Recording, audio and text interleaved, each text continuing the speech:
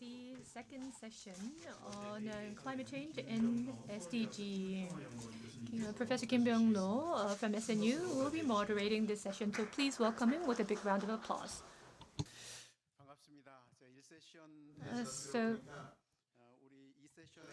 It's nice to meet you. After session one, in session one we already talked about many important issues, and they would lay the foundation for our discussion for session two. Climate change, climate crisis is the topic that we are dealing with right now, and the reason behind that is that obviously this has come to the fore as a global issue. It is receiving the interest and attention of the whole global community, and also ecological environment and the crisis of civilization, diseases, and other global agenda exists, but they all come from climate change. And so the beginning of all these is climate crisis. And so this is why we are trying to shed light on the effects of climate change on North Korean human rights situation. So, of course, it's important because it's a global issue, but at the same time, right now, inter-Korean relationship is in a stalemate. At the moment, it's in a difficult situation. And so we could try to utilize climate change as a beginning point for dealing with the current stalemate. So cooperation is not very smooth between the two Koreas right now. So despite that situation, how can we utilize multilateral or international cooperative mechanisms in order to address the impact of climate change on North Korea? Fortunately, as we have heard throughout today, for human rights and climate change on these issues, and also SDGs, North Korea has been very much interested and has been participating and cooperating with the international community, particularly under Kim Jong-un. They have set a goal of becoming a normal state. Of course, the definition of which is a North Korean definition, but anyhow, it hopes to become a normal state, and it hopes to carry out the policies necessary to this end. So in that aspect, SDGs is certainly an agenda where there is room for cooperation between the two Koreas.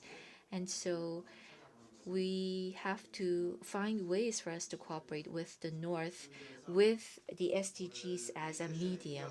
So following on the discussion that we had in session one, in this session also, we hope to listen to two presentations. The first presentation will be given by Won-gun Choi, Research Fellow at KINU, and he's going to talk about the right to health in North Korea's VNR report. And the second presentation will be given by Professor Suk-do Kwon of National Institute for Unification Education on the task of inter-Korean cooperation for sustainable development on the Korean Peninsula in the era of climate change. We'd like to invite Dr. Won-gun Choi of KINU first for his presentation. I don't have much background information about him, and so if you do need to, please introduce yourself before you give your presentation. As for the discussants, I will introduce them later on when we begin the discussion. In session one, we had a very productive and useful discussion. And so I think we could also have about 2 rounds of discussion in session 2 as well. So each presentation will be 20 minutes long. Thank you. Good afternoon. I'm the first presenter for this session. My name is Choi Young-gun. I'm from KINU. On the 1st of October of this year, I've joined KINU. After joining KINU, the very first presentation that I'm doing is at Chaillot Human Rights Forum. This is indeed a great honor for me. While preparing for this presentation, I was quite nervous, but in the first session especially, Professor Lee Kyu-chang, during his presentation, climate change and human rights and also the right to health was referred to and was well explained during his presentation. So I do feel less burdened for my presentation. So we had a great discussion during the first session. Thank you very much for that. So in the case of right to health, before approaching this subject, the Sustainable Development Goals, SDG, you are all well aware of this, right? It started in earnest in 2016 to be implemented, and 2021 is a very important point in time. So, SDG was reaching the later half of its remaining term, and so at midpoint, through the SDG inter-Korean cooperation, the potential for that was assessed, and the past achievements was reflected, and we were making projections going forward. So SDG, the most important slogan of SDG is leaving no one behind. And so I thought about this slogan again. I think it has dual meaning. First is that despite the security issues in the international community is not abandoning North Korea, and it is continuously sending invitations to North Korea to come into its fold. And also North Korea voluntarily is joining this journey to some extent, I think. So efforts on both parts is required in order to achieve this end of leaving no one behind.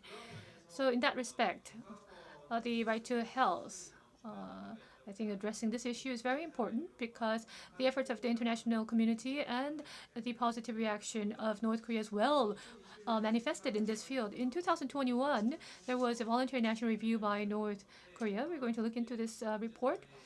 The international cooperation is well demonstrated here.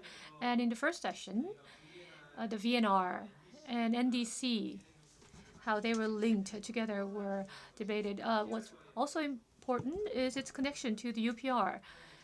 In 2019, UPR, North Korea, showed very positive reactions, and the NDC, Greenhouse Reduction Report, and the 2021 VNR report were all submitted. So these three incidents should not be viewed separately from each other. It is connected, interrelated. How North Korea is participating in international governance, how it is responding to the international community's gestures, I think it should be viewed in that context. So these three reports should be viewed in the same context.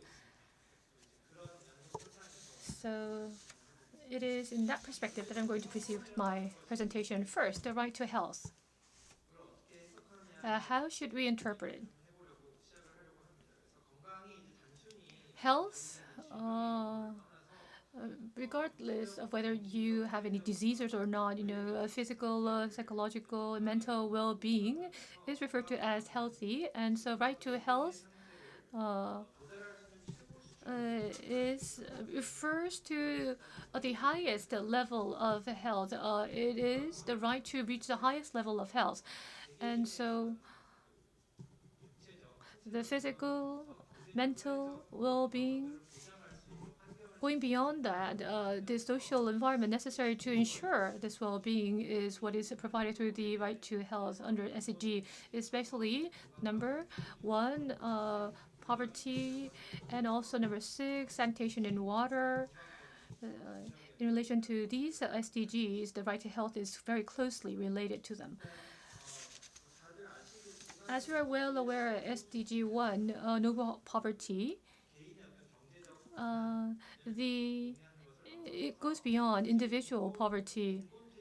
Eradicating poverty, so how is it related to right to health or climate change and human rights? It has very strong connections because poverty, disease, famine, poverty is closely related to these social vulnerabilities. As you're well aware, international community in 2010 during the MDG era, the below poverty line population has been very much reduced over the years, and so China, these specific countries, their poverty situation has been greatly enhanced. And so statistically, yes, there is some biases because of the China factor. However, overall, across the world, it is a clear trend that the poor population is being reduced. So poverty reduction is quite important.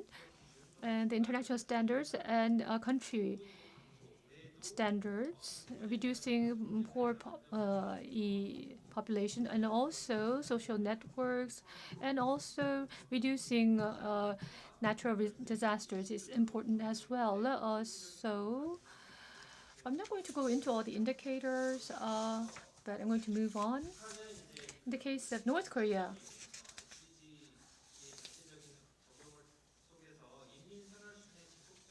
so North Korea has its own interpretation of SDG called NDG, improving people's livelihood. So if you look at North Korea's application of SDG, the number one, poverty reduction. So what is most interesting is that the word poverty itself is not mentioned in the VNR report. 관련된 세부 목표와 So the indicators related to poverty has been stricken. So the SDG target 1.1, population under the absolute poverty line, and 1.2, population below the national poverty line, these are omitted under NDG. Housing distribution and disadvantaged classes, social security system replace these SDG targets 1.1 and 1.2. And so not only is the concept of poverty omitted, but the existence of poverty itself is denied under the NDG of North Korea. And so creating a strong socialist country, that is the national goal of North Korea. And poverty, if you admit the existence of poverty, it is in direct contradiction of this stated national goal. That's the reason why they omitted. And so social security system and also responding to natural disasters, these have been reflected. So in the case of poverty in North Korea, how should we assess it and diagnose it? We need to be able to assess the level of poverty in North Korea in order to see what kind of vulnerabilities there is in the right to health area of North Korea. In the case of North Korea, they're denying the very concept of poverty, and so there is no indicators or data that shows its level of poverty. We have no access to such data. However, within the VNR report, the overall GDP levels have been disclosed by the country, and so Dr. Che's report shows that North Korea's GDP per capita is $1,317 in 2021. In Zambia, Haiti, and Zimbabwe, they have similar levels of per capita GDP. And if we compare the poverty levels of these countries, we do believe that the estimated poverty rate is approximately 20 to 60% in North Korea. So Quaresma, this research paper compared satellite pictures at night, and they approximated the poverty rate in North Korea to about 60%. And Song et al. Paper also noted that approximately 59% of the North Korean population is estimated to live in poverty. So if you compare these data on these papers, around 60% max and minimum 20%, we believe that is about the range of poverty that may be the case in North Korea. So North Korea's poverty rate, in order to ensure right to health, the socio-economic environment to ensure the right to health is quite vulnerable according to this rate of poverty rate. And we have talked about this in this first session. North Korea is very vulnerable to natural disaster, infectious disease, and food shortage. There are many factors that threaten their right to health. And also, this is threatening the legitimacy of the governing system itself. And so, in the course of applying SDG, North Korea has placed great importance on reducing these natural disasters, institutional improvement, and they have also enacted national strategy for disaster risk reduction. This is included in the VNR of North Korea. SDG 3, good health and well-being. SDG 3, the good health and well-being has been considered to be very important goals since the era of MDG. In the MDG, there were 3 goals related to good health and well-being, the infant child mortality rate, improving maternal health, and combating infectious disease. So when we transition to SDG3, it includes MDG plus combating non-communicable disease, addictions, and road traffic accidents. So in a very comprehensive manner, these detailed plans and indicators are presented. So yes, in these areas, there have been improvements. However, with the onset of COVID-19 in 2020, the SDG 3 goals, these goals have been placed at great risk. That is the general assessment. In the case of North Korea, SDG 3, they have interpreted as ensuring the healthy lives and well-being for all. And in terms of targets and indicators, there weren't any much change that has been affected. They accepted most of these targets and indicators. Rather than SD3, there are some targets and indicators that applies even stricter standards for the maternal mortality rate.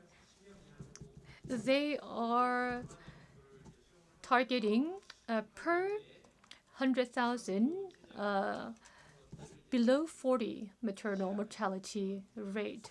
So they are placing a great importance on these indicators. And key achievements in this area is maternal and reproductive health has improved, and the infant and child mortality rate and malaria incidents have been decreased. That is noted in the VNR report of North Korea. Although in the VNR report, these have been hailed as key achievements, but North Korea emphasizes the superiority of the socialist system. And if you look at the Kino report and the testimonies from the defectors, in terms of the medical expenses for medicines or surgical instruments, although North Korea claims that it is providing universal free medical care, in reality that seems not to be the case. And there is also a shortage of health workers and also essential medicines and medical instruments. So, and they are recognizing this fact. They are asking for international community's support. And because of the lack of relevant personnel to collect the data, the reliability of the indicator values in the VNR is questionable. So there is that reliability issues of the data that is presented in the VNR. So SDG 3 and the right to health of North Korea will go into more details. From a positive perspective, with regard to childbirth practices and infant child health, there has been consistent improvement. I'm not going to go into all the details. However, maternal mortality rate and also proportion of birth attended by skilled health personnel and infant child mortality, there has been steady improvement. And also regarding infectious diseases, TB and hepatitis and malaria, there has been achievements. In the VNR report, North Korea, in the case of the reduction of infectious disease or malaria, the Global Fund, and with regards to vaccine Gavi, support, they do recognize that these were important factors in achieving such a performance. However, specific figures are not provided. For instance, in the case of suicide mortality rate, figures are not disclosed in the VNR report. And so because in the socialist system, all the needs of the people are fulfilled, and so they claim that suicide mortality is not a social issue. So that was quite noteworthy. And as we have seen in the poverty segment, in order to emphasize the superiority of the socialist system, North Korea are not disclosing these figures that undermined such statements. Alcohol consumption per capita or mortality rate related to air pollution, mortality rate attributed to unsafe water, numbers are not being disclosed. In the case of cardiovascular disease, cancer, diabetes, or chronic respiratory diseases, these non-communicable diseases, the specific figures are not disclosed. But in the VNR report, North Korea has stated that the target is to reduce the premature mortality rate by 1/3 through the universal free medical care system.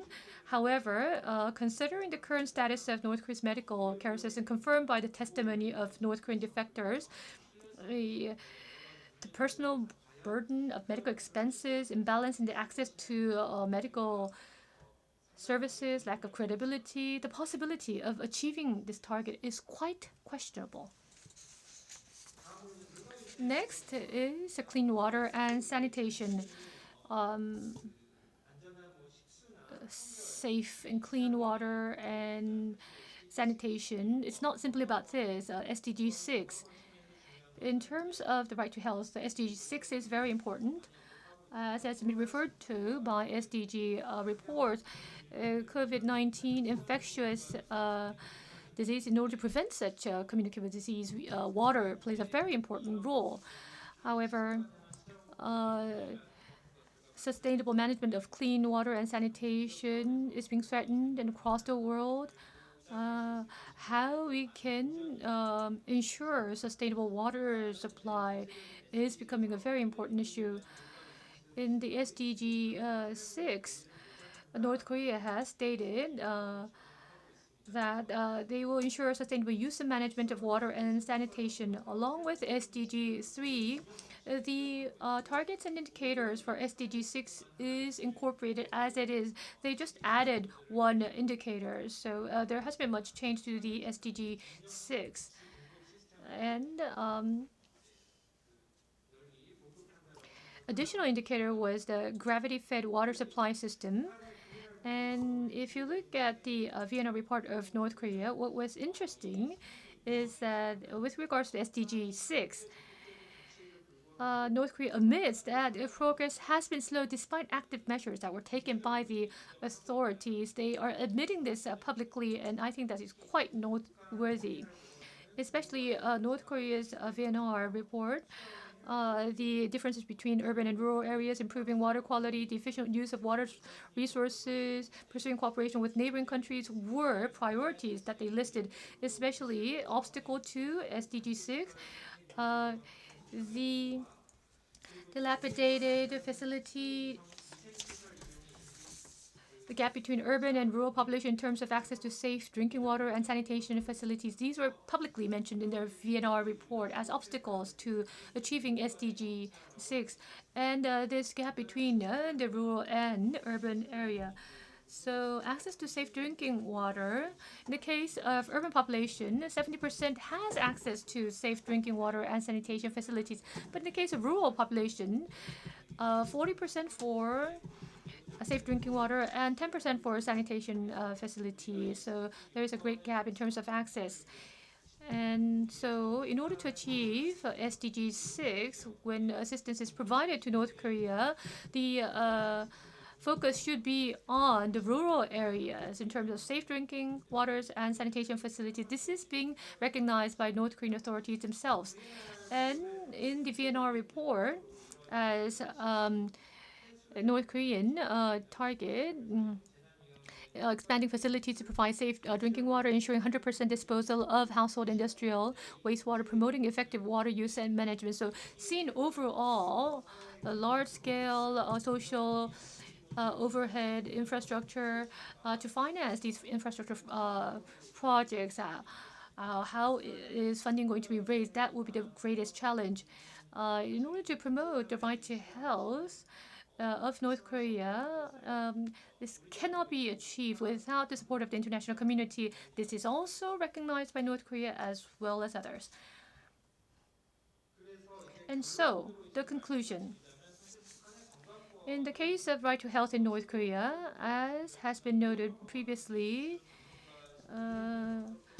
so how they accept the global governance and debate is something that we can sort of understand through their VNR reports. The right to health of North Korea in the non-traditional security area, how North Korea responds to global governance discourses.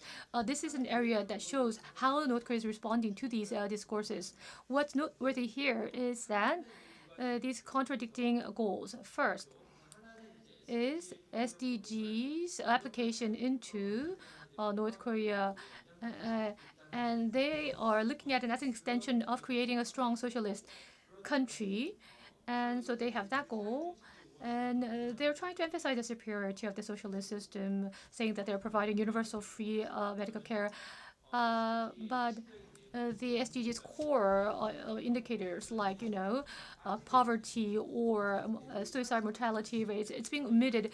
And they're trying to avoid revealing the inner vulnerabilities of the country. However, in the VNR report, another goal that was expressed was that the actual livelihood and the living conditions of the North Korean people, they want to improve that through SDG number 1. They're referring to efforts to improve disaster response measures, and SDG 3, the Global Fund and the Global Vaccine Association, Gavi. So potential for cooperation with international community is something that they view positively in SDG 6. In addition to their own efforts to improve access to clean water and sanitation, they're asking for help from the international community as well on this front. So there is some positive aspects that we can detect in terms of the attitude that North Korea has for international cooperation. So how are you to understand and interpret this and utilize a VNR report by North Korea? I think depending on how we do this, we will be able to craft the best optimal approach in terms of our North Korean policy. As has been noted in the very beginning, the international community has continuously engaged in efforts, endeavors to engage North Korea, and how North Korea is able to accept such overtures, well, that is something that North Korea has to decide on its own. But whenever North Korea asks for assistance from the international community, international community should immediately respond to such gestures. We should be prepared to do that. And as I've been noted before, North Korea in its UPR, with regards to socially vulnerable and with regards to social rights and economic rights, they're showing very positive attitude. And the NDC submission, climate change and environment-related areas, they are recognizing the necessity for international cooperation. So along with the VNR report, we need to look at this from a more comprehensive point of view in order to promote North Korea's engagement with the international community. We need to create a conducive environment to allow them to do that. Thank you very much. 시간도 잘 지켜주. Thank you very much for sticking to your time limit, and thank you very much for the excellent presentation. In the VNR report of the North, with regards to the right to health, that's what has been the focus. The right to health is very important in development cooperation, as well as in the field of human rights or in promoting human rights. So it's an important agenda for the two different sectors. So poverty and health and well-being and water were some of the focus with regards to the right to health. in the presentation. So that was a very objective analysis about the report, and 20% to 60% of poverty, and your assessment of the absolute poverty level and poverty level, 20%, 60% also was a good analysis, as well as the difference between the rural and urban areas with regards to water resources was also very important. And you also set a very ambitious goal, it seems, for the research. And or North Korea's goal seems to be very ambitious, and so you gave some objective assessment of whether these can be realized or not. And so, and you ended with the importance of inducing North Korea to cooperate on these important areas. Next, I would like to listen to the presentation by Professor Suk-do Kwon on cooperation or inter-Korean cooperation in the field of environment. So, Professor Kwon, please go ahead. Good afternoon. I am Suk-do Kwon of the National Institute for Unification Education. The title of my presentation is Tasks for Indo-Korean Cooperation in the Sustainable Development of the Korean Peninsula in the Era of Climate Change, which can be quite challenging. Well, human rights has been, or 샤이오포럼 has focused on the human rights issues mostly, but I think this time we are expanding it further to connect that to climate change, which I feel is very thankful endeavor. And inter-Korean relationship right now is in a very stern state. And so talking about cooperation at this point can be very challenging. And maybe many people may be critical of such attempts. However, climate change, which is a global agenda, does require some form of cooperation between the two Koreas. So that will be the main message that I want to share with you during my presentation. I will be raising some issues at the outset, and then I'll talk about the necessity of inter-Korean cooperation in the response to climate change. And I will also talk about how the inter-Korean environmental cooperation in sustainable development should take place. What are the tasks that we need to overcome? In the international community, there's been many efforts put in place in order to address climate change. So it's been about 30 years since these efforts have been put in place. However, if you look at the situation today, the environmental issues has been receiving more attention, and we are calling this climate crisis because we are indeed in a very serious situation. During the IPCC report of 2018, they adopted the special report on global warming of 1.5 degrees and a new climate system under the Paris Agreement first began in 2021. So that is what's happening in the international community with regards to climate crisis. Looking at the abnormal climatic phenomenon on the Korean Peninsula, we have seen an increase in heat waves and tropical nights. In the case of heat waves, it has increased by 39%, tropical nights by 58%, respectively. And our meteorological administration had announced the national climate change trend for the next 30 years. And you will see on this chart that there is the early phase, middle phase, and the later phase changes that we can expect. And if you look at the map here, in the case of SSP1 scenario, if we fight climate change well, if we respond well, there will be an average of 2.6 degrees increase in temperature by 2100. However, if the current trends of carbon emissions continues, so for example, under the SSP5 scenario, we can expect a temperature increase of 7 degrees. Also for precipitation, if it is well managed, there will be a 3% increase. If it's business as usual, then we can expect 14% increase in precipitation. So looking at these predictions, the Korean Peninsula is in a much more serious situation. But Korea's or South Korea's response to climate change is not well received in the international community. So if you look at the 2022 Climate Change Performance Index, out of 64 countries, South Korea ranked 59th. Of course, the top 3 places remain vacant, so you can say that Korea is, in fact, 56th. However, if you look at the details in terms of GHG emissions or energy consumption, our situation is very bad. And so we also scored poorly in energy usage and climate policy as well. So including both Koreas, the Korean Peninsula will need to engage in very active measures to fight climate change as a result. So beginning from this needs assessment, let us now go on to look at why we need to have inter-Korean cooperation in climate change.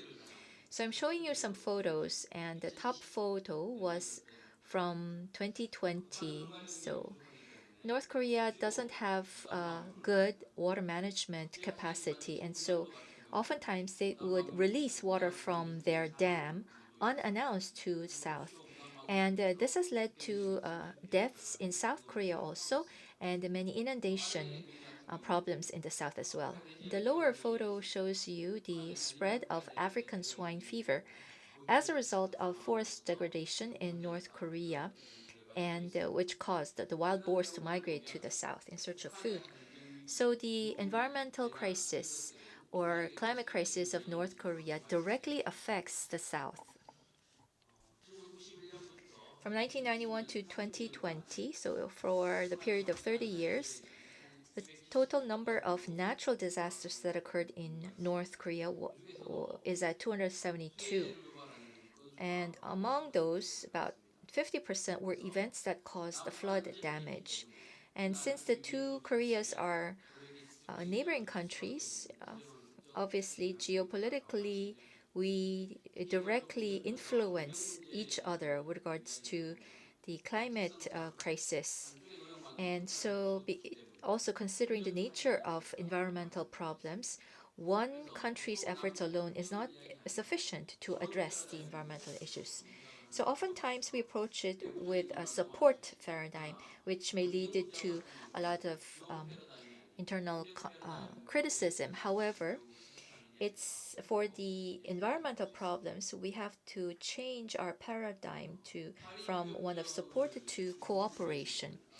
To comply with the Paris Agreement, it's important for a country to actively cooperate with other countries. So Paris Agreement went into effect from last year, and you can compare that with the past Kyoto Protocol. In the case of the Kyoto Protocol, it was a top-down approach. In the case of Paris Agreement, it's a bottom-up approach that it employs. With regards to sustainability, in the case of Paris Agreement, sustainable response is possible because there is no termination point that is set. And so this new climate regime or climate system, which began last year, may actually promote more inter-Korean cooperation with regards to climate change. If you look at Paris Agreement Article 6, it says that some parties choose to pursue voluntary cooperation in the implementation of nationally determined contributions to allow for higher ambition in their mitigation and adaptation actions, and to promote sustainable development and environmental integrity. So for the two Koreas, environmental issues is one area where there could be cooperation in earnest, particularly if South Korea has set our 2050 net zero goal. In the case of the North, its carbon emissions ratio is actually much lower than other countries, which is a good strength that we can utilize from South Korea. So we could be very good collaboration partners with regards to, for example, reducing carbon emissions. Next, on these climate changes that's happening, how is North Korea responding? So let's look at that briefly.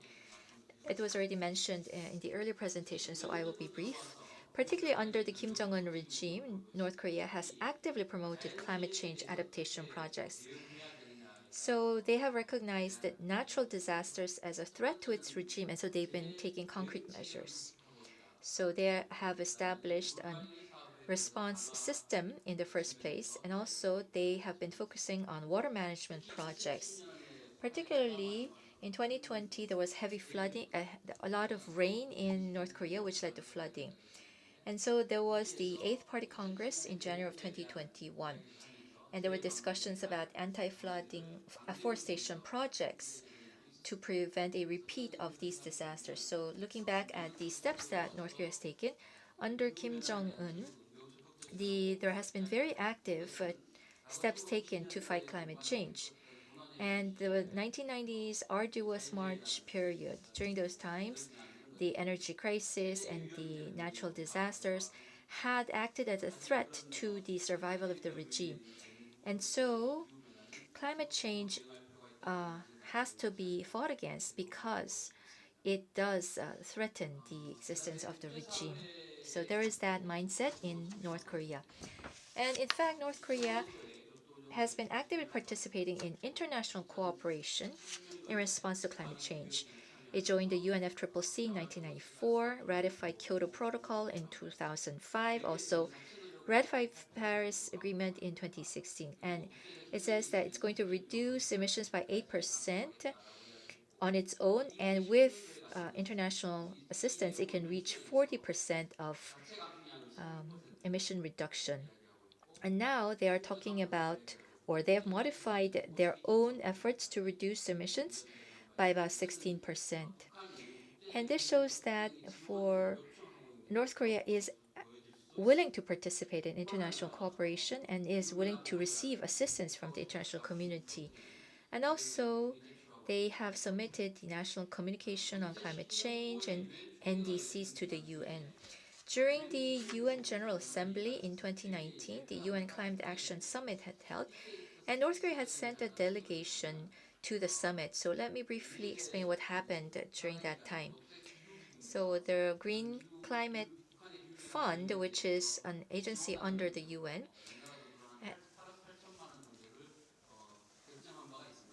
had decided to provide $880 million in financial support to North Korea. But because of the sanctions regime, that support did not take place. And in June in 2021, during the high-level political forum of the UN ECOSOC, the North Korea had submitted its VNR and also report on the progress regards to SDGs. And if you look at the SDGs of North Korea, it has 17 goals, 95 targets, and 132 indicators. So the fact that North Korea is mentioning specific numbers is something that is noteworthy. Of course, with regards to how they're actually implementing it, that's a whole different story. So if you look at the contents of North Korea's SDGs, among the total of 17, you could summarize it into three groups. First is combating climate change and its impact. And the second group would be conserving and sustainably using the coast, seas, and marine resources. And maintenance of biodiversity, which is the third group. So they have presented specific numbers as their targets. And so they are showing a commitment to reaching these SDGs. So why is it that North Korea has been very active with regards to these climate change actions? First of all, as I mentioned earlier, Kim Jong-un has a strong interest in maintaining the regime. Again, based on the arduous March experience of the past, they realized that the current climate crisis may adversely affect the stability of the regime. And so they have developed the master plan for forest construction and the battle for forest restoration as ways to actively fight climate change. The second reason would be expectations of economic benefits. North Korea's energy facilities are quite outdated, and so they have a low energy efficiency level. So they are not able to improve their industry. To overcome the current problem, the North Korea needs to improve its energy systems, and they need to expand the proportion of renewables. And for North Korea, which has a relatively low level of carbon emissions, they may be able to sell carbon credits to generate profit, or they can engage in carbon cooperation with regards to carbon trading with the international community, so which will lay the foundation to receive funding and technological support that is needed for climate response measures. The third reason is improvement of its external image. And Kim Jong-un, since the 7th Party Congress, has been very intent to present North Korea as a normal country by participating in international community's efforts to respond to climate change. So, submission of its first VNR report last year and others have been aimed at improving its external image specifically. So, in that process, how can we cooperate specifically with North Korea on the environmental field for sustainable development? Within the South Korean society, this may cause controversy.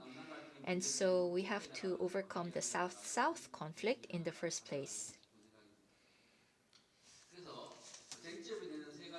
So there are main issues that we needed to look into.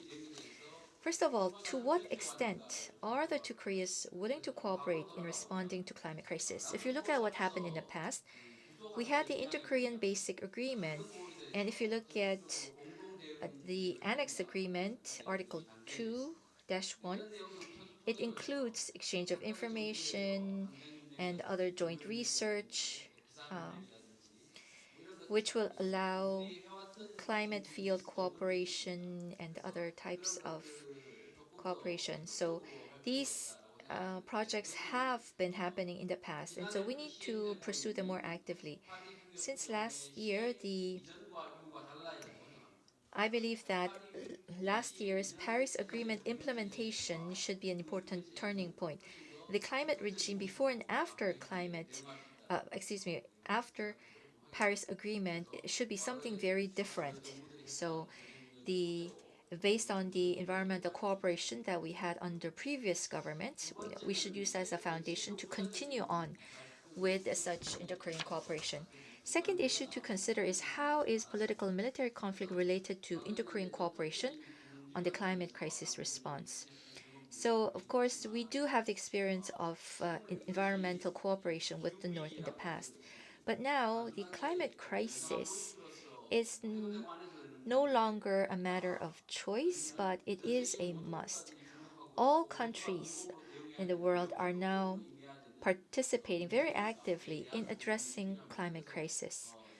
And so, to give you an example, North Korea may be firing missiles and maybe conducting a nuclear test. And so people may be critical of the environmental cooperation because of these provocations from North Korea. But certainly this is an issue that we really need to look into further as a result. And the third issue to consider is to look at what are the practical benefits of implementing climate crisis response measures for both the South and North Koreas. Certainly, if there's a crisis happening in the North, that is going to entail huge costs on the part of South. So it will be helpful to conduct these cooperation projects to reduce the cost. And so also eventually we will be able to reduce unification costs as well. Next, I'd like to talk about some basic tasks or principles, if you will, on inter-Korean cooperation. I think there are 4 things that we can discuss. First is that we need to actively develop agenda items and lead cooperation with North Korea, something that is helpful to both sides.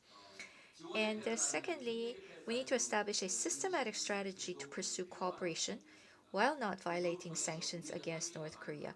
And of course, this will require a domestic agreement. And next, the fact under the new climate system, all countries have set the carbon neutrality as an important goal And so, to take an example, in the case of the Gyeonggi-do province, it had received about 3 exemptions on UN sanctions to cooperate with North Korea. And that exemption was concluded in 2022. So that's something that we need to look into, the possibilities further. And we could also connect those with inter-Korean cooperation on the environment. So I think South Korea should be taking the initiative in developing the agendas. Next is, I talked about the GCF funding, which was shut down at the Sanctions Committee. So again, there's the technology and the funding and equipment issues. Even if we do agree on cooperation projects, they will all fall under sanctions. And so we need to be more strategic in approaching this. And thirdly, we need to continuously implement these cooperation projects. So planting trees in North Korea cannot be used for the regime's development of WMDs. And the planting trees may not provide immediate economic benefits for the regime also. However, in the long term, it will prevent flooding in North Korea and also contribute to restoring the ecosystem on the peninsula. So seen from that perspective, we need to ensure that this policy is pursued consistently because it can remain as a last bastion in inter-Korean cooperation. Next, I'd like to talk about the tasks for inter-Korean environmental cooperation. So as I mentioned earlier, this is not a matter of choice, but it is a path that we have to take. And as I also mentioned earlier, this environmental cooperation, we needed to shift to a paradigm of cooperation. So cooperation paradigm shift is necessary for effective inter-Korean environmental cooperation. Thank you very much. So North Korea seems to have been very active in climate change responses and addressing environmental issues and also participating in international communities' efforts.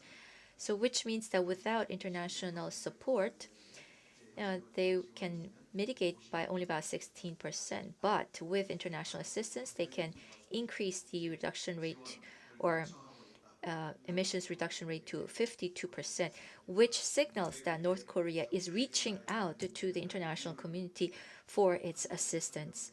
So I think that was well explained. You explained the perspective and the position of North Korea very well, and also explained to us that indeed the North does have the willingness and commitment to participate, and also gave us some hints on as to how we can overcome the sanctions limitations and how we can persuade both North Korea and international community to continue on with these projects.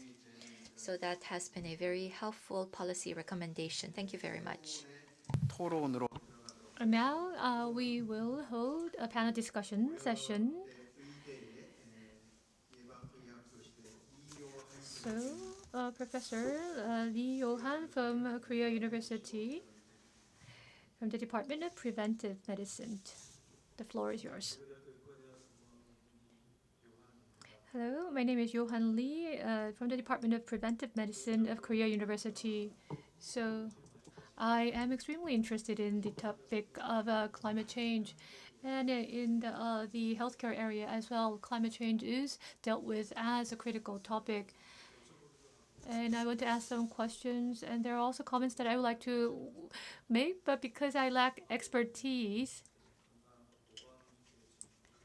so I'm going to limit my comments to the healthcare area that I major in. Yes, I omitted to mention the time limit. It's 8 minutes. I think what I have prepared is too detailed. I'm going to be as brief as possible, and I'll focus more on the strategic areas, although I haven't pre-prepared this area.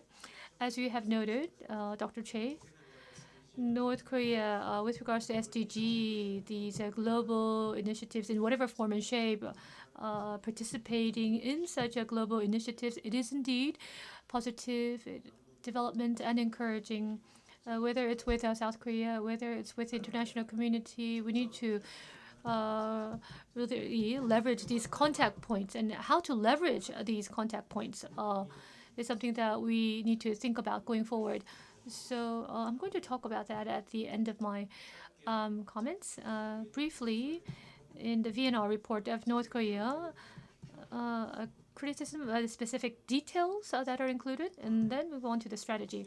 The healthcare-related statistics of North Korea. As you are well aware, the contemporary healthcare statistics is based on ITC. It's a computerized system, but in the case of North Korea, they don't have such computerized system.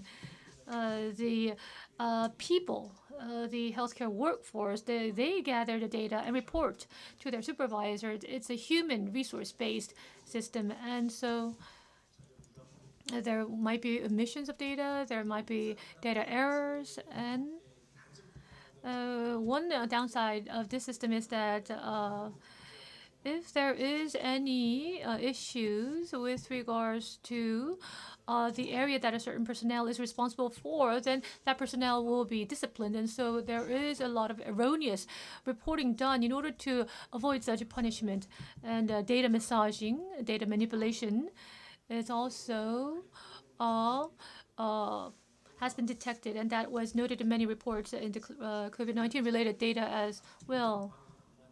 And the confirmed cases related statistics as well, there were problems. So the VNR reports included the reports that are issued in North Korea, the specific indicators or data. Evaluating such data, evaluating such indicators accurately is very difficult because of the reliability issue. Overall, we look through them. For instance, economic sanctions against North Korea and economic challenges is intensifying. And so in that kind of situation, the healthcare sector cannot improve on its own. But in the VNR report, they note improvements in this sector. And can we really accept that? In the case of children mortality, one of the characteristics of a socialist system is a low child mortality rate and the high life expectancy. This is something that is recognized widely across the international community. The children mortality rate in North Korea is much lower than the global median value. And this is also acknowledged by the experts. And the reason for that is, in the case of the children mortality, the biggest factor that affects this is the maternal birth rate. So children mortality is falling, and life expectancy has grown over the years compared to their economic situation. But in the case of maternal mortality, this is something that we need to rethink. 100,000, 40 per 100,000 was the mortality rate, but in the healthcare sector, maternal mortality rate is regarded as a very important indicator because unlike other indicators, the overall development level is reflected in this indicator. In the case of children, mortality rate, when the government intervenes, when there is, population-related control measures and other, disease-related measures taken, it can be improved, but not so with maternal mortality. It cannot be done artificially, including healthcare policies and perception toward women in general is also reflected comprehensively in this indicator. And in terms of maternal mortality, it varies across the country because of their varying states of development of these societies. UNICEF and WHO, according to their estimations, it's about 100 out of 100,000, about close to 90. I think that is the estimate put forth by WHO and other international bodies, but the figure reported by North Korea is much lower, and so I think we need to reconsider their figures. In the case of former socialist countries, this is a key characteristic of their statistics: low children mortality rate and high maternal mortality rate. Has been the case for Cuba. The case of infectious diseases, after the arduous march with the assistance of international community, hepatitis B, malaria, tuberculosis. These diseases burden has been reduced significantly. That is true. Starting from one point, after they have experienced COVID or SARS, the newly introduced infectious disease, that has been the focus of their government measures in terms of the healthcare sector. These endemic diseases, hepatitis, malaria, tuberculosis, yes, it is a big issue, but however, the disease burden from these diseases have been lessened, and it's sort of like being outsourced to the international bodies. Their capital and resources are not spent that extensively on caring for these diseases. And so border control of COVID-19, when international agencies are not able to undertake activities in North Korea, endemic diseases can always rise and become a problem. At the present, the endemic diseases care and control is being outsourced extensively to outside bodies. I think that is an issue and problem. In the case of non-infectious diseases, I'm going to be very brief. Well, the extent of the problem and the criticality, why this is the biggest issue. I think a life expectancy gap between the two Koreas is about more than 10 years, and 80% of the reason for that is this non-infectious disease. Through many different statistics, we are able to confirm this. And this is the least likely SDG goal that North Korea is regarded or expected to achieve. Is this non-infectious disease area. This is a very serious issue in North Korea. So let me conclude the part about SDG. You know, there were many other SDGs like water and disaster response that I have not gone over. Well, how to address these overall issues? Well, by each area, yes, individual health projects can be helpful, but that would not be a fundamental solution. Across the overall society, you know, laying down the basic infrastructure, you need to have economic development for that, and international cooperation is inevitable for them to achieve this end. And so I do believe that North Korea has that need clearly. And without the international assistance, they would not be able to achieve much improvement in the healthcare area. And so there is that need. Last month, I think there was, or actually during the Party Congress,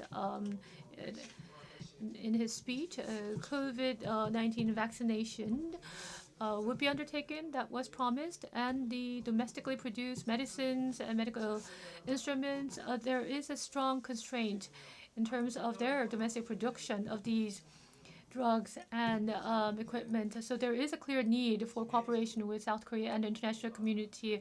So how to translate these needs into actual demand is an area that we require clear strategies for. And so in that respect, in the healthcare sector, healthcare diplomacy is considered to be very important, global healthcare diplomacy. In the healthcare area, increasingly, diplomacy is very important. It is required. If you have, you know, strong diplomatic finesse, you are able to achieve more for your healthcare area. So I think this is also a key area that we need to focus on. Along with the Unification Ministry, I did research this year about North Korea's external healthcare strategy. Yes, well, laying down the grand principles, how to establish partnerships, these very basics were done. However, how are they going to be implemented? Who is going to be responsible for implementation with regards to these actual, practical matters? It was quite difficult.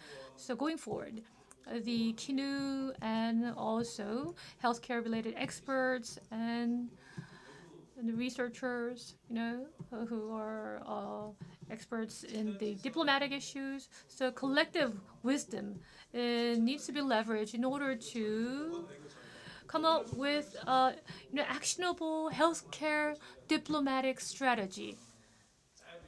I think this strategy is most urgently called for. So that is my comments. 주로 Yes, thank you very much.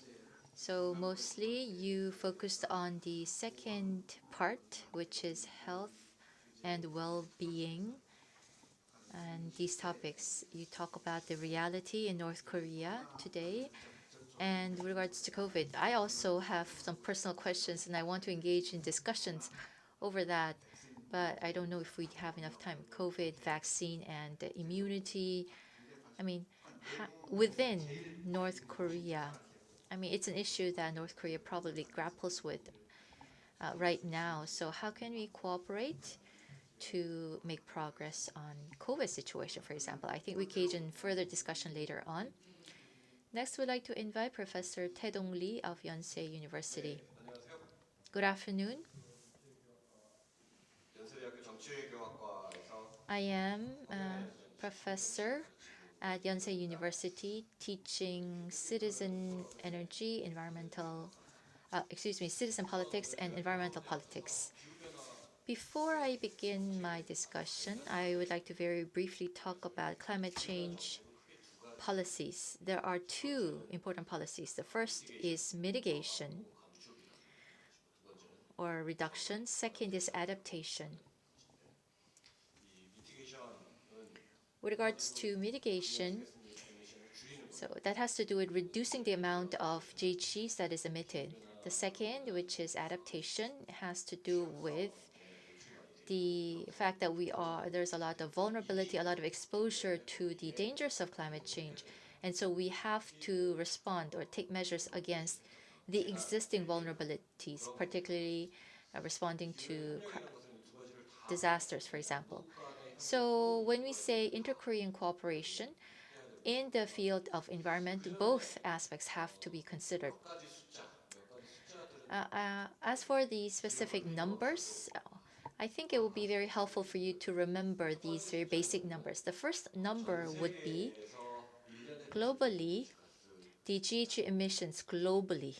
What would that be? What would that total emission be? It's 50 billion ton or CO2 equivalent. 50 billion tons equivalent. And what do you think is the emission of South Korea? The annual GHG emissions of South Korea, what do you think is the number? It's about 700 billion tons. 700 billion tons. So what this means is that in terms of the percentage, so you wouldn't know what the criteria is. So if you know the absolute numbers, then you can make the calculations. Out of the 50 billion tons, we are emitting 700 million, which means that we take up about 1.4, 1.5, less than 1.7% in the global emissions. That's the portion of South Korea in the global portion. So mostly the emissions come from China, about 24 or 5%, the US 24 or 5%. So the China and the US take up half of the global emissions.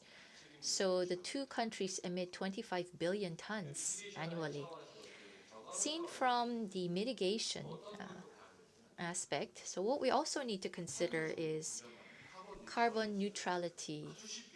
So we very easily use the term carbon neutrality, but it is a very difficult task to fulfill. Having net zero by 2050, if you look at the situation in Korea, we are emitting 700 million tons. And we have very little carbon sinks. So we are saying that we're going to have zero emissions by 2050. So by 2030, in 8 years, we're going to reduce 40%, which means that we will reduce 280 million tons in emissions by 2030. Have you ever gone on a diet? I always go on a diet. I always fail. I just wish I could lose weight by about 10%. Not even 10%, just 5% of weight reduction would be good. But that also is very difficult to do because we have to eat meat, we have to eat bacon, we have to eat rice. So what this means is that we have this system of food intake. Of course, if you weighed 0 kilograms, you would die. But anyhow, the food intake and food system already exists. So reducing the food intake from that existing system is very, very difficult. So a 10% reduction in the emissions can be very, very difficult. But obviously, it's something that we still have to try to do despite the difficulty. With regards to inter-Korean cooperation, and as Professor Kwon Suk-do has mentioned, I agree overall with his assessment. First of all, we have to ensure that this is a win-win relationship. And I talk very elaborately on this because having a win-win cooperation for both mitigation and adaptation is a must. So particularly for mitigation, if you're going to have a win-win relationship, then if it's not, we're going to be faced with criticism that we're being too generous with the North. And what's interesting here is that, as was mentioned earlier, we have to reduce our emissions by 40% by 2030 or have net zero by 2050. And we could utilize either the domestic emission reduction or the international reduction or overseas mechanisms, including the CDM mechanism, as also the Sustainable Development Mechanisms right now. So in reducing 1 ton of emissions, the marginal cost is more expensive for the advanced countries. And so if you're going to reduce the same amount of carbon emissions, it's much cheaper to do that in the developing countries. And we could also help with their development in that process. And so North Korea or helping North Korea's mitigation is helping South Korea's mitigation. So we have to persuade using that logic. And when we are successful, we'll be able to have good cooperation in mitigation with the North. Secondly, the COP27 is happening in Egypt right now. There are many agenda, one of which is loss and damage. What this means is that, this has to do with adaptation, but already because of climate change, many countries are suffering. In the case of Pakistan, for example, last summer, about 2,000 people died from flooding. So from Pakistan's perspective, they're saying we have not emitted most of the carbon of the GHGs, but it's the advanced countries that emitted most. So under the loss and damage mechanism, the advanced countries should be compensating the developing countries. So that is a very important agenda being discussed at COP27. So there's a possibility that North Korea will utilize this as well, particularly with regards to North Korea's disasters. If we link those or disaster responses with climate change efforts, then we can use the loss and damage mechanism in order to induce North Korea to cooperate. We heard about the GCF earlier, and those kinds of vehicles, funds should be utilized. The third thing that I want to mention is about the sanctions. Whatever you do, it's very difficult because of the sanctions right now. It's a very stern situation with security. Just give me 1 more minute, please. So what would be a good way for us to evade sanctions? Humanitarian assistance will be a good way. So we could provide food assistance, for example. And I feel that you have really organized this forum very well because you're talking about human rights and humanitarian assistance, and you're connecting that to climate change, which means that it gives us more power when we try to engage in these actions. So climate change is leading to violations of human rights, and so we need to provide humanitarian assistance for climate change responses. And with that logic, we are able to overcome many of the limitations that stem from the sanctions regime, at least to a certain extent. One last thing that I want to mention is, to give one comment on the presentation by Dr. Choi Won-gun. I do look into SDG also. And to come up with the important points for inter-Korean cooperation, SDGs would be a good mechanism, but having a national SDG also is very important. South Korea has its own KSDG. So the generic SDG being applied has its limitations. It's difficult for both the advanced countries and the developing countries. And so we need context-specific SDGs systems developed. So we could connect, for example, KSDG with North Korea's SDGs.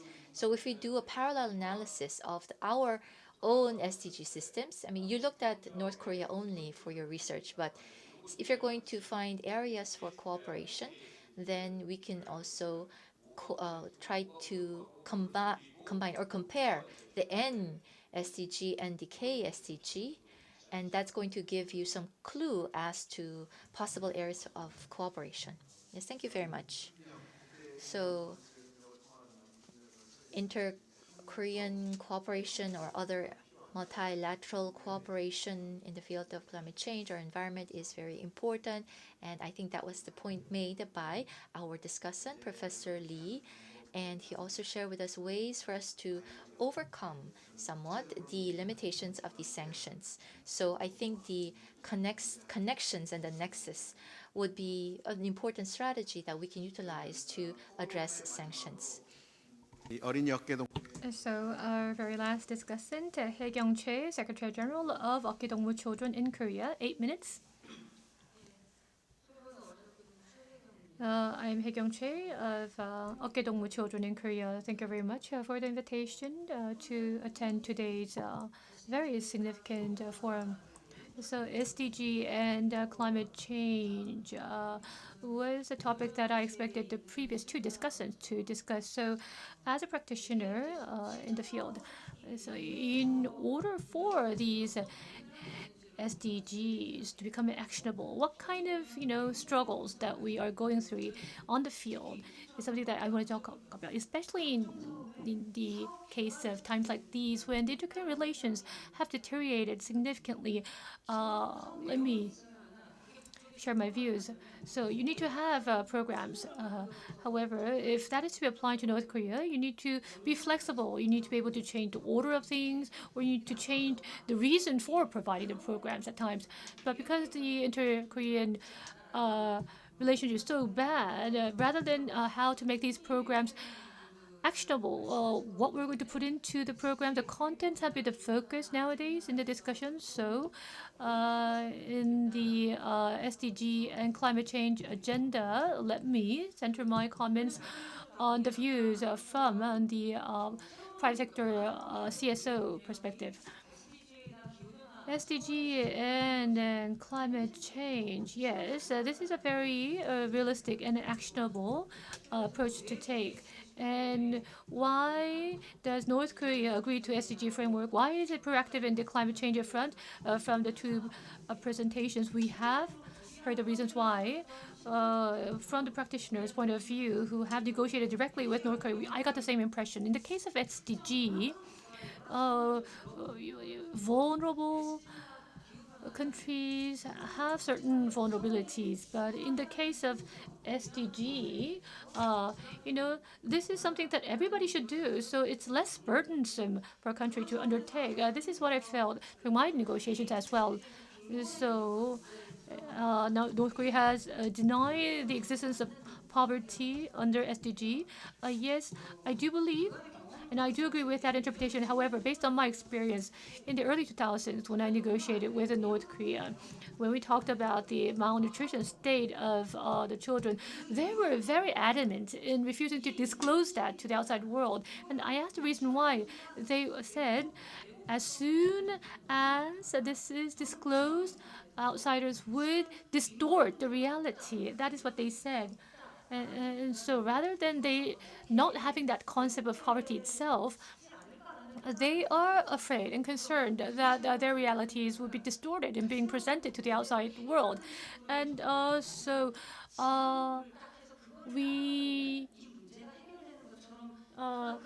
need to sort of rectify our strategies to reflect such realities and reflect these concerns. And so these topics, these two topics, what North Korea is aiming for in terms of their national development, it is actually very much linked to their right to development. They want to become a strong country, and they have their external image as a member of the international community, but also with regards to the external sanctions that are imposed to them, I think they are sort of using these as a cover to express their dissatisfaction with the international sanctions. With deteriorating ties between the two countries, and back in 2010, when the atmosphere had improved, as a direction for new projects, SDG was incorporated and climate change was incorporated. We did a lot of studies on that, but outwardly, North Korea appears to have improved significantly, but they're not in a state where they do not need outside help. But in 2018, through the September 19 joint declaration, the inter-Korean cooperation, we focused on projects that would be mutually beneficial. They were refusing these unilateral assistance. However, the CSO's perspective is that they are truly, urgently in need of such assistance. So back in 2019, the Okinawan children in Korea were focused on healthcare projects. And so in 2019, one of the projects that we had attempted to do is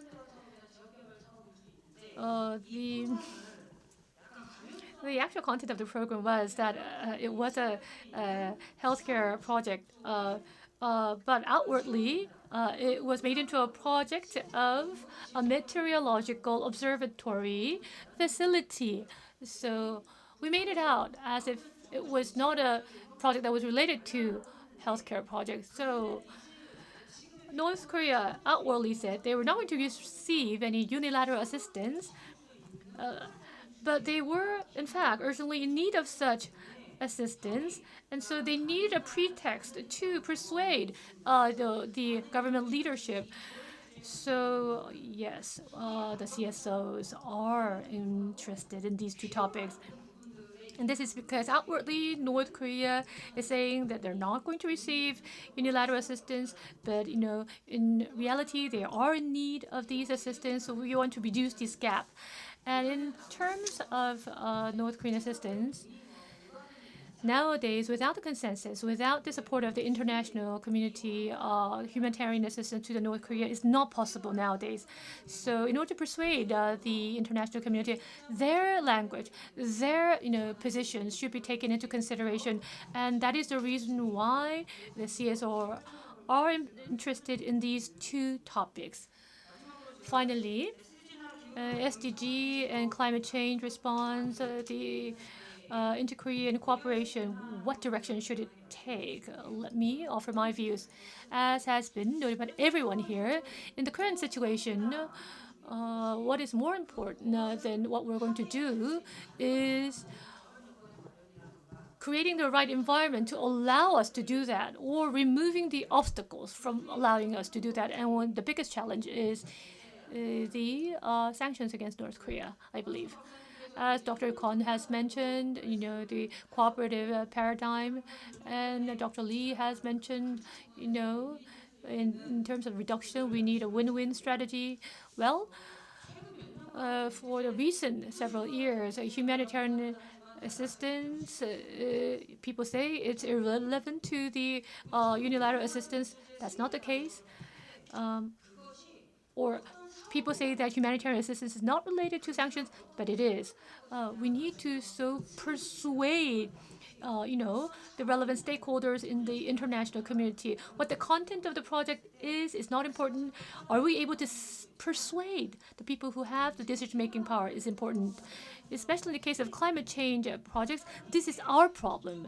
And so rather than assisting North Korea or cooperating with North Korea, we have to approach this from a human security point of view. And we need to persuade the United Nations from this point that we need to guard our own security. I think this is the approach that we should take in persuading the UN. With regards to the SDG framework, many humanitarian organizations, their key focus, one of them at least, is to build peace in the Korean Peninsula. And SDG framework, when it first came out, I was really interested because humanitarian assistance and development cooperation and peace was all integrated into one. And so I was immensely interested in how this would be implemented. But if you look at the overseas examples, successfully managing conflicts, but at the same time succeeding in development, I don't think there are many such success stories to be found. So in times like these, when the ties between the two Koreas have deteriorated, rather than looking at the content of the programs that we intend to provide, we need a more effective strategy so that the development assistance and humanitarian programs can contribute toward building peace in the Korean Peninsula. We need a better strategy for that. Without peace, sustainable development is not possible. Without sustainable development, you can't have peace. So we need a strategy to achieve this. And the climate change projects as well. In the past, we thought we needed to really persuade the North Korean people by the contents of the projects. But nowadays, the recent climate change related projects, climate justice related issues, climate inequality are the focus. So whenever we do a North Korea project, we do something at first, and then we try to take care of whatever problems ensue afterwards, later on. We need to not repeat such mistakes. And so when it comes to climate change projects, we need to look at the core, the fundamental issues first. We need to develop such projects that deal with climate justice and climate inequalities first. Our responsibility to address climate change, in order to fulfill such a responsibility, some people are trying to utilize North Korea, trying to, make North Korea a tool to achieve our ends. But I think, they have its benefits, but we need to be wary of overly relying on such tactics. So realizing climate justice and addressing climate-related inequalities, those kind of issues should also be taken into consideration when strategizing about these areas. Thank you. 최경 사무국장님은 So Secretary General Choi Hae-kyung, I've actually met you several times in North Korea and also on the field. So rather than the contents of the project, how are you going to utilize the policies is what you discussed mostly, particularly based on your experience working in the field. So there were several issues that were raised during the discussion. I believe there are about 4 or 5 issues. The first would be the situation in North Korea. In other words, the SDG-mediated strategic cooperation with the North has to begin from the analysis of the actual situation in the North right now. So sometimes North Korea seems to be hiding their reality. They're showing also concern about the possibility of distortion when they share information with the international community. So I think with regards to the reality, I think we need more assessment of what's really going on in North Korea, going beyond what is included in the report. So analysis or assessment is one important aspect. Secondly, there is sufficient commitment on the part of North Korea to participate in the international community, to abide by international standards, to reach the SDG goals. So North Korea has that commitment. So if that's the case, the next thing to consider would be the reality of North Korean sanctions. And so how can we deal with this limitation? So under the reality of sanctions existing against North Korea, how can we use SDGs as a medium in order to engage in environmental cooperation? And so how is this acting as a stumbling block? Although we did not discuss the details of these sanctions acting as barriers, we did mention that that reality exists. And as a way to persuade others we should try to find a breakthrough using the concept of human security, according to Secretary General Che. So this dilemma of sanctions against the North, and how are we going to deal with it in the process of pursuing inter-Korean cooperation in the field of environment and climate change? Another issue would be, although we did not discuss it in detail, there was mention about South Korean commitment or South Korean ability for the cooperation. So using the international networks or regional networks, when South Korea tries to pursue these projects, of course they can do it with NGOs, of course they can do it as a national project, but that is what I mean when I say South Korean capacity. So Korea's soft power, global soft power, is quite strong, and so we could find ways to utilize that soft power in dealing with the North, or how we can utilize the civil society and their capabilities, and also whether we are aware of the ways for us to collaborate in international cooperation. For the NGO people, they are already doing a good job in terms of utilizing international networks. But if South Korea is going to pursue more SDG projects, I think we should do a better job of understanding what kinds of networks exist and trying to use them more. And Secretary General Che talked about peace, humanitarian assistance, development, and peace nexus. And so these kinds of HDP nexus models, they do exist in theory. However, there are not many examples of actual implementation on the ground yet, it seems. I don't know which presenter had mentioned this, but the Korean Peninsula type of cooperative model has to be developed, and we can develop it. I do agree with this assessment. So South Korea is walking a path that no one has trodden before. So human rights and humanitarian assistance and development and peace are all areas that South Korea can integrate to develop into a good model for the future. In the past, we had development models and democratization model and cultural creative experiments that happened in South Korea, including the Korean Wave. So seen from that past experience, South Koreans' ability to come up with this integrated or convergent model is, I believe, quite likely. And so that's actually one of the main issues that we have to continue to deal with in the future, and a good point of discussion today.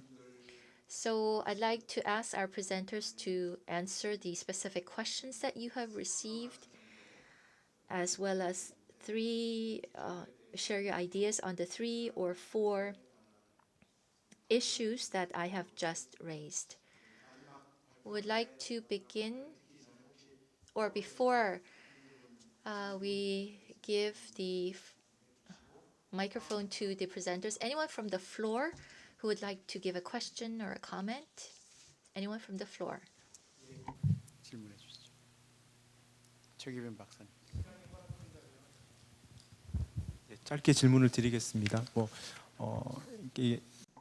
So it's going to be a brief question. So this question is for 이호한 or 최혜경. 그 VNR The VNR. So this is based on data before the COVID-19. So what many experts are expecting is that the achievement of the VNR goals, well, that's not very clear. But after border control, after COVID-19, it has become very difficult. It is estimated that it will be very difficult to achieve most of the goals under VNR. And healthcare is directly linked to the very lives of people. So among the various estimates that is being put forth by international community, the vaccination rate of children like BCG or other essential vaccinations compared to the past, people are predicting that it's fallen significantly. And so if that is indeed the case, among the vulnerable group, the most vulnerable group, the children and the infants, it is our prediction that their situation is very serious. So what is your assessment of the situation of these most vulnerable groups? And if, after your estimations are given, how should we improve upon such a situation? What will be the most urgent measures in terms of humanitarian and other fields? Dr. Che and Professor Lee, can you briefly comment on these questions? We only have 6 minutes left. So about 2 to 3 minutes. Please limit your answers to about 2 to 3 minutes. Thank you. So those were excellent comments. Professor Lee, well, SDG project was undertaken together with Dr. Che. And your advice that was provided in the course of our doing this project was quite memorable. The number 3 section, while writing this report, we had been immensely helped by your comments. And also during today's discussion, truly realistic issues, practical issues, and also, the areas that you're focusing on has been shared with us. And Professor Lee's comments, all 3 comments were based on your respective expertise. They were very in-depth comments that, came out of your expertise in the areas. So VNR and SDG in terms of inter-Korean cooperation, KSDG, NKSDG, NDG. So how are we going to link the two? Analysis is called for in this front. I think that was one of your key points. In the project that I'm doing with Dr. Che, although we were not able to go deeply into this, we did attempt to touch upon this subject, and so we need to further build upon this matter and go more deeply. We will make the effort to do so. Dr. Che, we were going to do that, right? So yes, we'll do that. And so Secretary Che, you talked about sustainable development, and while preparing for my presentation, human rights, climate change, and sustainable development, I focus on these matters, but you talked about, peace building as well as humanitarian issues. I think, yes, what I left out, you dealt with. And as has been summarized by Professor Kim, these 5 areas, human rights, humanitarianism, and development, climate change, and peace, how are we going to integrate them into a holistic framework? So under the sanctions regime between the 2 Koreas, I think in order to allow for sustained cooperation going forward, this is a very critical issue in this front. Without any change in the political environment, how can we move in a consistent direction going forward? This is something that we need to give a lot of thought to, and we need to come up with political solutions for this as well. Thank you very much. Thank you. Next, Professor Kwon, please. I also would like to say thank you to all of the comments that you provided me. And in fact, those are topics that I've been pondering over for a long time. But as you mentioned, the climate change and climate crisis and humanitarian assistance, development, peace and human security, all of these put together in a harmonious system. I believe that climate is that system that would allow us to integrate these harmoniously. The definition of human security, for example, in the UN reports, also includes all of those aspects, for example, and health and food security issues are all included as well. So climate change, ultimately, under the new climate system, is very important, is the mediating factor for all of these different aspects. Since the establishment of the Biden administration, there's been focus on environmental issues also in the U.S. And globally, the global leaders are meeting and focusing on the climate and environmental issues recently. And so the inter-Korean relationship can be developed further utilizing this new framework of climate, it seems, and climate and environment. So I will certainly look into that during my research in the future. Last but not least, Professor Lee Yo-han. So your question, personally, last time, I think during our last phone call, I did respond to that question. There is no further updates to that response. 예, 혹시 북한의 그 코로나 The COVID-19 vaccination situation in North Korea, can you provide an update on that? Well, the current situation, according to my understanding, during the outbreak in May and June, North Korea did not. Yes, it did receive some assistance from China, medicine and vaccines. And they did go through some vaccination of some parts of the population. So if they had received vaccine assistance, it would have been from China. The Chinese vaccines, although it is known as being quite weak compared to other vaccines, it is known to be effective in preventing, the confirmed cases from becoming serious, severe cases. So in the second half of the year, I believe North Korea will start vaccinations as well, because as you are well aware, if you don't have collective immunization, then this disease will not be overcome. Unless 70% of the population becomes infected, the disease will still be around. So they do need to start the vaccination. Thank you very much. North Korea, I believe, is quite fearful of receiving vaccines from the U.S. or Western countries. Because in the past, when Bin Laden was killed, the polio vaccine campaign was used to track Bin Laden. And so for security reasons, I believe that North Korea can never accept the American vaccines.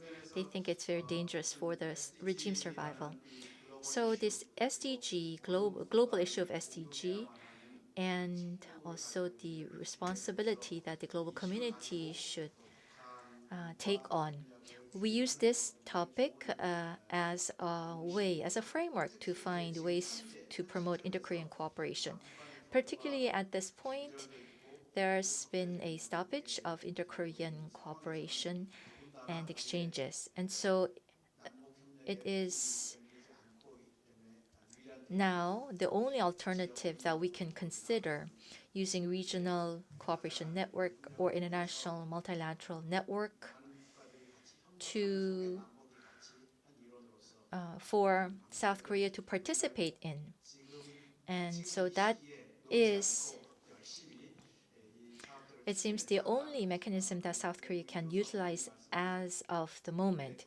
And our foreign professor had mentioned earlier that the planning, rather than planning, the actions are more important. And I agree 100% with his assessment. So it's important for us to now take action to implement these plans. And in the implementation process, I believe that South Koreans' creativity can be utilized. Yohan Galtung had mentioned that when there is a complex issue, SDG and the sanctions against North Korea, South Korea is in a very complex situation right now. North Korea is hostile to the South. So in this very complex situation, if you want to make a breakthrough or find a solution, you need to develop a transcending idea. And for the past 30 years, I've looked into inter-Korean relations and South Korean people's international activities. and participation. And I've always been moved and touched by the creativity that South Korean people have shown over the years. So whether it has to do with development or humanitarian assistance or peace or climate, I am quite confident that South Koreans will be successful. We can have projects that surpass the 개회사와 industrial complex and other projects that we've had with North Korea in the past. So we had Professors Lee Yo-han, Lee Tae-dong, and Secretary General Choi Hae-kyung give good discussions for the two presentations given by Dr. Choi Won-gun and Professor Kwon Suk-do. So as long as we have these talents, these experts, I am confident that we can develop this creative model for an SDG project implementation on the Korean Peninsula. And I am sure that we can have a good solution in the next 10, 20 years through your efforts. So I really appreciate all of the participants, all of those who have stayed until the end. So please give our presenters and discussants a warm applause, and we will conclude session 2 with this. With this, we would like to end the 12th Chaillot Human Rights Forum. We'd like to thank the moderators, presenters, the panelists, as well as all the participants. Thank you very much.